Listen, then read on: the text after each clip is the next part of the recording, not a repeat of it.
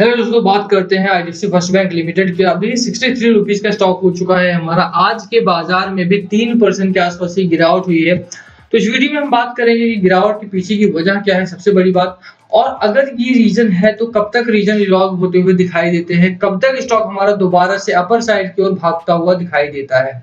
सभी चीजों के बारे में डिटेल में बात करेंगे। तो चलिए शुरू करते हैं। बट सबसे पहले अगर आप चैनल पर नए हो तो प्लीज चैनल को सब्सक्राइब कर दो and hit that bell icon ताकि आपको नोटिफिकेशन मिल सके।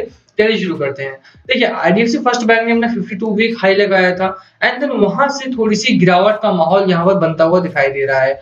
एंड इससे पहले का भी इंसिडेंट आप अगर देखोगे ध्यान से तो वहां पर भी जो 52-53 रुपीज के आसपास हमारा स्टॉक गया था तो वहां से भी दोबारा से बैकवर्ड आया था। इसे कूलिंग ऑफ पीरियड कहते हैं कि जब भी स्टॉक हमारा काफी तेजी से अपर साइड की ओर भागता है और वहां पर दूसरे फैक्टर जो होते हैं वो सपोर्ट नहीं करते हैं तो उसके बाद वहां पर गिरावट पॉसिबल रहती है। और वही एक चीज हमें आईडीएफसी फर्स्ट बैंक में भी देखने को मिल गया। अब इसके चार्ट देखोगे तो बहुत अच्छी रैली आई थी। मैं इसे थोड़ा जूम आउट कर दूं तो यहाँ पर काफी बढ़िया रैली आई थी, आप देख सकते हो यहाँ पर। और वही एक रीजन था, देखिए यहाँ से बहुत बेहतरीन रैली आई एंड इसने अपना 52 वीक हाई लगाया यहाँ पर। उसके बाद दोबारा से थोड़ा सा कंसोलिडेशन का पीरियड चल रहा है यहाँ पे। एंड ये पहली बार नहीं है, जब इसने अपना प्रीवियस 52 वीक हाई लगाया था, आप यहाँ पर भी देख सकते हो। तो यहाँ पर हाँ, यहाँ से आप देखोगे तो ये भी हमारा वही सेम पीरियड है। यहाँ से इसने अपना 52 वीक हाई लगाया एंड देन यहाँ से दोबारा से गिरावट हुई है। तो एक जो चीज मैं आपको बताना चाह रहा हूँ यही है कि जब भी हमारा 52 वीक हाई लगाता है कोई भी स्टॉक हो, चाहे वो आईडीएफसी फर्स्ट बैंक हो चाहे टाटा मोटर्स हो, दोनों ही स्टॉक्स की आप रैली देखोगे तो 52 वीक हाई लगाने के बाद वहां पर गिरावट हुई है। वो एक चीज यहाँ पर फॉलो करता हुआ दिखाई देता है हमारा आईडीएफसी फर्स्ट बैंक दोबारा से। तो कहां तक गिरावट होगी ये कह पाना थोड़ा सा मुश्किल है एट दिस पॉइंट, बिकॉज आप देखो तो मार्केट भी बहुत ज्यादा सपोर्टिव नहीं है। बट हाँ, एक जो लेवल है हमारा, मैं आपको बताऊं तो 61-60 रुपीज तक की गिरावट ही पॉसिबल है। इससे ज्यादा की गिरावट यहाँ पर नहीं होगी, ये आप तय कर लीजिए, ठीक है।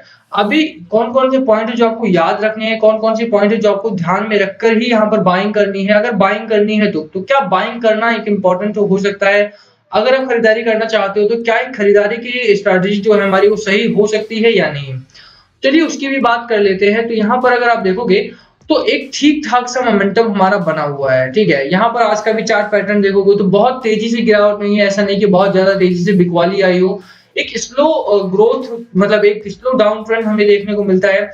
मॉर्निंग में ही गिरावट नहीं हुई थी, ओवर द डे आप देखोगे तो धीरे धीरे करके यहाँ पर बिकवाली हुई और उसका ही एक असर यहाँ पर देखने को मिला है कि स्टॉक हमारा 3% के आसपास डाउन ट्रेंड में बंद हुआ है। तो अब अगर आप टेक्निकल्स की बात करो जो कि इंपॉर्टेंट है जानने के लिए कि यहाँ पर खरीदारी कर सकते हैं या फिर बेचकर बाहर आ जाए।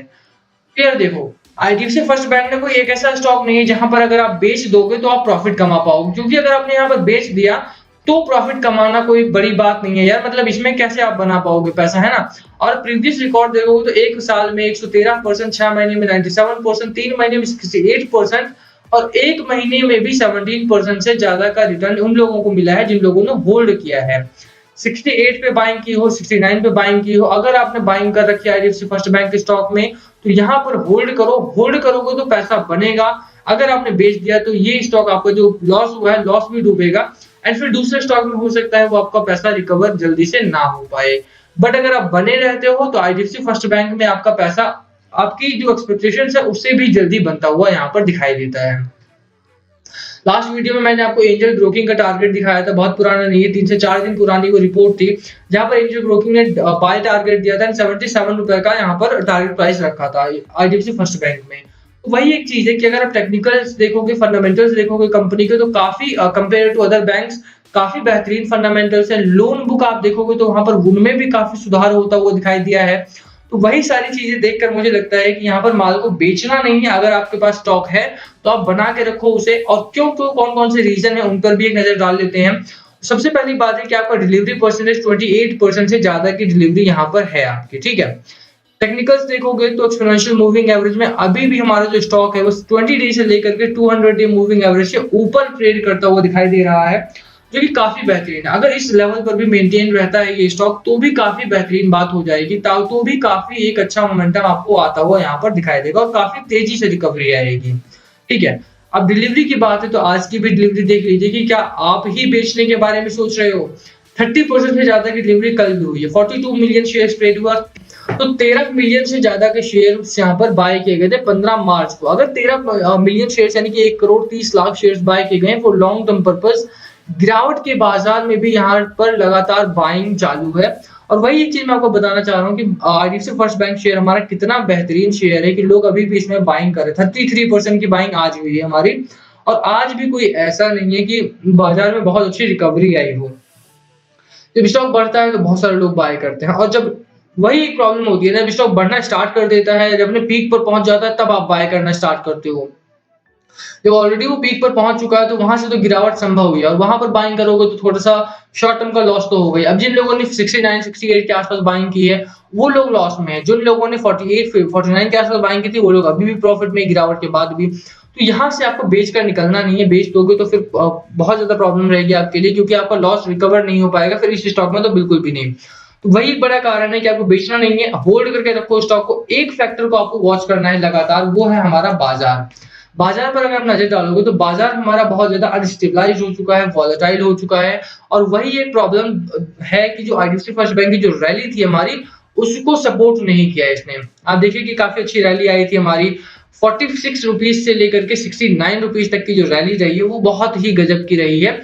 और ये रैली अगर बाजार हमारा सपोर्ट करता तो वो एक ही गो में हमारा 77 भी पहुंचता, बट क्योंकि मार्केट में डाउन ट्रेंड आ गया, मार्केट में बिकवाली का माहौल चल गया, वही एक बड़ा रीजन बना कि आईडीएफसी फर्स्ट बैंक में भी गिरावट का माहौल देखने को मिला। अब देखिए कि दो जो बड़ा रीजन है बाजार में गिरावट का, वो है कि एफआईआई डीआईआई जो है वो लगातार अपने माल को डंप कर रहे हैं। एफआईआई ने 1100 करोड़ के आसपास का माल बाजार में डंप किया है, एंड डीआईआई की देखें तो 750 करोड़ के आसपास का माल वहां पर बाजार में बेचा गया है। तो लगातार जो बिकवाली का माहौल चल रहा है बाजार में, वही एक बड़ा रीजन बन रहा है जिसकी वजह से स्टॉक में भी और स्टॉक मार्केट में भी गिरावट हो रही है। अगर इतनी ज्यादा बिकवाली लगातार बनी रहती है, और ये 15 मार्च कोई पहला दिन नहीं था, अब 15 मार्च देखोगे तब बिकवाली हुई, उससे पहले 12 मार्च को देखिए आप, 10 मार्च को थोड़ी सी खरीदारी हुई थी, बट उससे पहले आप चले जाएंगे तो सारा रेड जोन ही बनता हुआ दिखाई देता है। यानी बिकवाली का जो माहौल है जो स्टार्ट हुआ था हमारा ऑलमोस्ट एंड ऑफ द फरवरी, वो अभी तक जारी है, वो उसमें रुकावट नहीं हो रही। आप देखिए कि 15 फरवरी से यहाँ पर बिकवाली का माहौल था, डीआईआई तो एटलीस्ट लगभग रोज ही अपना माल डंप करके निकल रहे हैं। तो वही एक बाजार के लिए प्रॉब्लम क्रिएट कर रहा है, और उसी की वजह से बाजार में लगातार लोअर साइड से यहाँ पर एंट्री हो रही है। अब बात करें कि देखिए बाजार को तो आपको वॉच करना है, तो स्टॉक में कब तक रुकना पड़ सकता है आपको, स्टॉक में क्या टारगेट होना चाहिए आपका। तो 69 का हमारा पहला टारगेट होगा इस स्टॉक में, और पहला रेजिस्टेंस जोन भी हमारा 69 का है। लोअर साइड की बात करो 61 का हमारा लोअर साइड का सपोर्ट जोन बनता है, ठीक है। स्टॉक में मुझे नहीं लगता कि 61 से ज्यादा की गिरावट होनी चाहिए, क्योंकि जिस तरह का स्ट्रॉन्ग मोमेंटम स्टॉक में है। आप अगर आरएसआई को देखेंगे तो आरएसआई भी हमारा 59 का आरएसआई है, एंड मैकडी को देखेंगे तो मैकडी हालांकि बेरिश जोन में जा चुका है, और हिस्टोग्राम भी हमारे डाउन साइड में है। बट अगर 2 से 3 कैंडल हमारे ग्रीन कैंडल्स आ जाते हैं तो वहां से हमारा स्टॉक दोबारा से ग्रीन जोन में बन जाएगा, और वहां से स्टॉक में तेजी, बड़ी तेजी आने की उम्मीद आप फिर कर सकते हो, ठीक है। इस समय पर हालांकि बाजार सपोर्टिव नहीं है हमारा बहुत ज्यादा, और वही एक बड़ा रीजन भी बन रहा है जिसकी वजह से स्टॉक में भी गिरावट है। और सिर्फ आईडीएफसी फर्स्ट बैंक में ही नहीं, आप बड़े स्टॉक्स को भी देखोगे, टाटा पावर हो गया, टाटा मोटर्स हो गया, हमारा बंधन बैंक हो गया, उनमें भी लगातार गिरावट है बिकॉज ऑफ द मार्केट, ठीक है। मार्केट को सपोर्ट करना पड़ेगा स्टॉक को, और तभी हमारा जो छोटे स्टॉक्स हैं, आईडीएफसी फर्स्ट बैंक हो गया, पीएनबी हो गया, इनमें ग्रोथ देखने को मिलेगी। आपको क्या करना है, लास्ट कॉल की बात करें, फाइनल कॉल की बात करो तो देखो होल्ड करो स्टॉक को, बेचना नहीं है। अब बाय करना चाहते हो तो बाय कर सकते हो, शॉर्ट बाय है, कॉल है हमारी 77 का टारगेट रहेगा। और इसी के साथ वीडियो खत्म करते हैं। वीडियो पसंद है तो वीडियो को लाइक कर देना, चैनल पे नए हो सब्सक्राइब के बिना मत जाना। Thank you for watching. कुछ पूछना हो तो प्लीज कमेंट बिलो, हम सभी कमेंट से रिप्लाई करने की कोशिश करेंगे। Thank you again.